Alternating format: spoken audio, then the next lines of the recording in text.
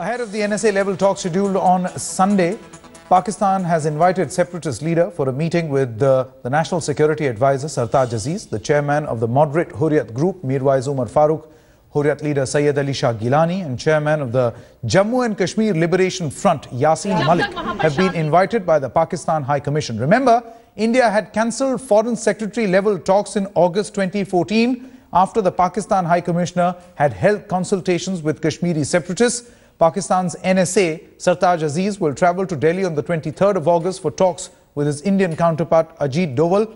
But the big question now is, will these talks go ahead? Let's go across to Shuja ul Haq, who joins us for more on this story. Shuja, last time around in August when something similar happened, India decided or took a dramatic step to cancel the foreign secretary level talks. This time around, what is the view, within the valley? What do people actually feel should be, the step that the Indian establishment or the Indian Union should be taking? Well, Saket, as of now, what we've heard is that almost all separatist leaders have gotten this invitation yesterday, right from Sayyid Ali Shah Gilani to Mirwais Umar Farooq, Yasin Malik, Shabir Shah, Naeem Khan and other separatist leaders have been invited. Well, most of the people are, at this point of time waiting for the reaction in terms of what really would be, the stance that the government of India would take on this issue. Remember, last time around in August 2014, the government of India, which had just recently taken over from Narendra Modi-led government, had shown a tough stance by cancelling the foreign secretary level talks. And that time, a lot of people had though suggested that this was going against the precedents because at a lot of times, Hurriyat leaders were called by Pakistan in past during all these years. But now, since the government had taken such a stance, it'll be very interesting to see what will their stand be this time around with the national security level talks, happening just around the corner.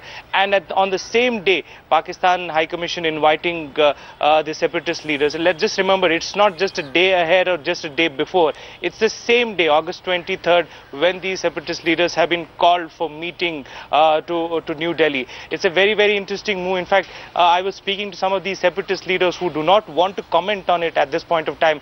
They feel that if they would comment at this point of time, it will perhaps be premature and perhaps would lead to some sort of a reaction. But some of them were skeptical about it. They were even questioning the timing. Why is it this yesterday only all of a sudden this invitation has come? Whether there is a design behind it, whether this was done deliberately, or whether this is just a process that the Pakistan wants to follow and pinpoint the fact that they do not want to forget Kashmir, whatever level the talks may be between India and Pakistan. But the big question here is, will Narendra Modi government follow the precedents that it has set by cancelling the talks last time around, or will they take a different diplomatic position at this point of time?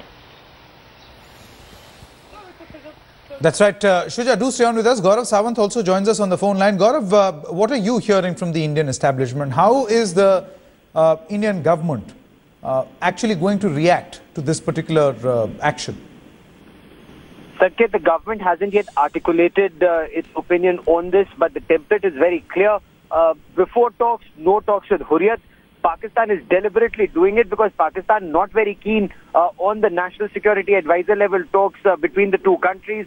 For the simple reason, the focus is terror and not Jammu and Kashmir. But options for the government are open. I've been speaking to my sources in the government and they say all the Hurriyat leaders can simply be put under house arrest, not be permitted to come to Delhi to talk, because the government wants to keep the focus entirely on Pakistan-sponsored terror in India. Whether it is Gurdaspur, whether it is Udhampur, the arrest of a Pakistani terrorist during a live operation, more evidence of Pakistan-sponsored terror, not just in Jammu and Kashmir, elsewhere.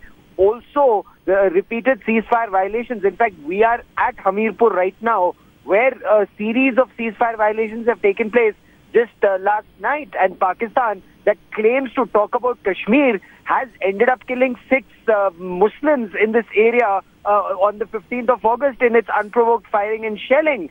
So, it is Pakistan's forked tongue and its two-faced behavior that government of India hopes to expose.